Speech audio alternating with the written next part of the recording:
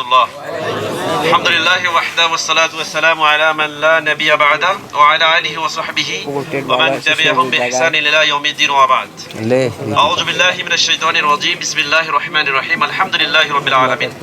সমস্ত প্রশংসা আল্লাহ সুবহানাহু ওয়া তাআলার জন্য। সবাই আলহামদুলিল্লাহ বলি। দরুদ পাঠ করছি নবী মুহাম্মদ সাল্লাল্লাহু আলাইহি ওয়াসাল্লামের উপরে। আল্লাহুম্মা সাল্লি আলাইহি আল্লাহুম্মা বারিক আলাইহি।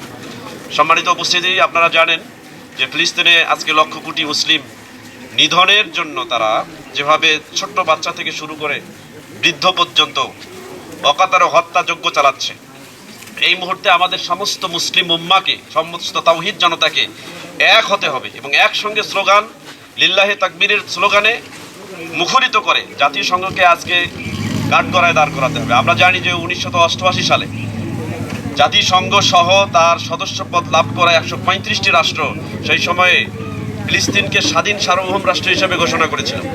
তারপর থেকে অদ্যাবধি এ পর্যন্ত ইসরায়েল উড়ে এসে জুড়ে বসে ফিলিস্তিনকে যেভাবে দখল করে সেখানকার মুসলিম জনগণকে হত্যাযজ্ঞ চালিয়ে তাদের ভূমিকে অকৃতস্বত্র মালিকানায় নিয়ে দিতে চায়, এই মুহূর্তে সমস্ত মুসলিম ঐক্যবদ্ধ হয়ে যদি জাতিসংঘ এবং ইসরায়েলের দোসরদেরকে এক কাতায় দাঁড় করিয়ে তাদের বিরুদ্ধে আমরা যদি স্লোগান দাঁড় করাই, নিঃসন্দেহে ওই বাইতুল আকসা যেটা